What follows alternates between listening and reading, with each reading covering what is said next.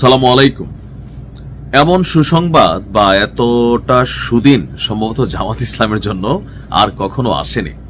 কেন এই কথা বলছি? যে সারা পৃথিবীতে ইসলাম ফোবিয়ায় আক্রান্ত মার্কিন যুক্তরাষ্ট্র বাংলাদেশের একমাত্র বড় ধরনের ইসলামিক যে দল বাংলাদেশ জামাত ইসলামকে হঠাৎ করে কাছে টানতে চাচ্ছে।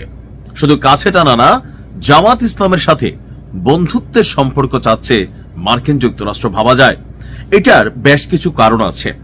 মার্কিনীদের যে পলিসিগুলো সেগুলো নিয়ে পরে কথা বলছি, আগে মূল ঘটনাটা বলছি।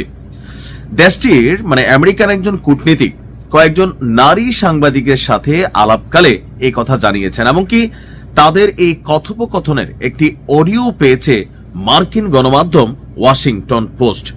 তারা বলছে তাদের পাওয়া এই অডিওতে মার্কিন সেই কূটনীতিককে বলতে শোনা গেছে বাংলাদেশ এখন ইসলাম পন্থার দিকে ঝুঁকে গেছে। এই যে কথাটা বলছে, ডেটা, রিসার্চ, জরিপ, এই সবকিছুকে কানেক্ট করে এরপর কিন্তু আমেরিকা এই কথা বলে। এটা নরমালি কোনো কথা না। বলা গেছে যে বলা হচ্ছে বাংলাদেশ এখন ইসলাম পন্থার দিকে ঝুঁকে গেছে। এছাড়া আগামী জাতীয় নির্বাচনে জামাত তাদের ইতিহাসের সর্বোচ্চ আসন পাবে। তাহলে পরিসংখ্যানগুলো কি বলছে? যে ক্ষমতায় কি জামাত চলে যাবে? এরপর বলছে এমন অবস্থায় তারা জামাত ইসলামের সঙ্গে বন্ধুত্ব করতে চান, যে দল বেশ কয়েকবার সর্বশেষ শেখ হাসিনার আমলে নিষিদ্ধ হয়েছিল। ঢাকা ভিত্তিক ওই কূটনীতিক নারী সাংবাদিকদেরকে বলছেন, আমরা চাই জামাত আমাদের বন্ধু হোক। এছাড়া ছাত্র শিবিরের নেতাদের টিভি অনুষ্ঠানে আনবেন কিনা এমন প্রশ্নও করেন মার্কিন কূটনীতিক। সঙ্গে তিনি জিজ্ঞেস করেন শিবির নেতারা তাদের অনুষ্ঠানে আসবে কিনা।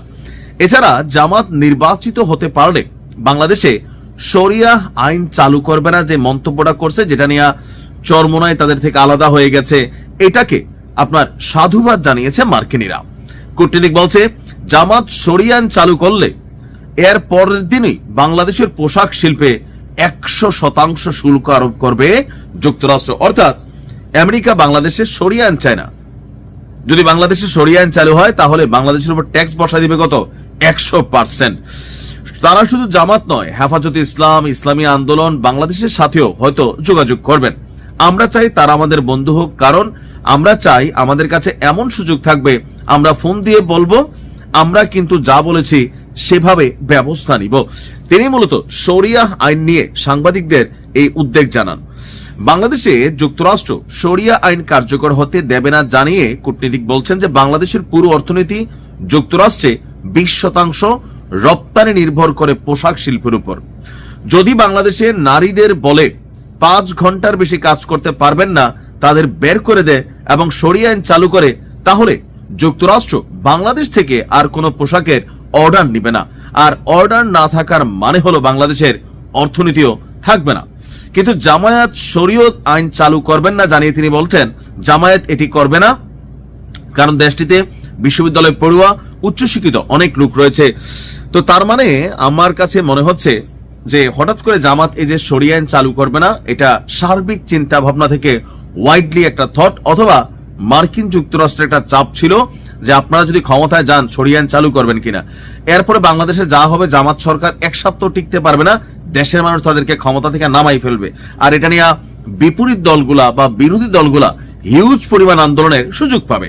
সো এই জায়গাটাতেই আসলে তারা শরিয়া আইনটা থেকে সরে আসছে, যে গ্লোবালাই বাংলাদেশকে টিকে থাকতে হলে এখানে পরাশক্তিগুলোকে মেনে চলতে হয়, এটাই বাস্তবতা।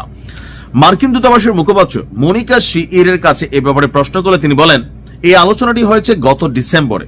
এটি নিয়মিত বৈঠকের একটি অংশ ছিল, যেখানে বাংলাদেশের সাংবাদিকদের সাথে মার্কিন দূতাবাসের কর্মকর্তারা কথাবার্তা বলেছিলেন। তবে এসব কথাবার্তা বাইরে প্রকাশ হয় না। এছাড়া ভারত যুক্তরাষ্ট্র সম্পর্কে এটা কোনো প্রভাব ফেলবে কিনা, বলছে যে না, এটা কোনো প্রভাব ফেলবে না। যুক্তরাষ্ট্র জামায়াতের মুখপাত্র বলছেন যে ব্যক্তিগত কূটনৈতিক বৈঠকের ব্যাপারে আমরা কোনো কথা বলি না। তার মানে জামাতের সাথে আমেরিকার একটা বৈঠক হয়েছিল, সেই বৈঠকে এই বিষয়গুলো তারা সেখানে প্রস্তাব রেখেছিল, আর জামাত আশ্বস্ত করেছিল যে ভাই আমরা দেশে শরিয়া আইন চালু করব না। আর এই কথার ভিত্তিতেই পরবর্তী সময় জামাত এই ঘোষণা দিল, আর এই ঘোষণার পরে চরমোনায় ডিভাইডেশন হলো। অর্থাৎ আমেরিকা ভাবতেছে যে আগামীতে জামাতও ক্ষমতায় আসতে পারে অথবা বিএনপি।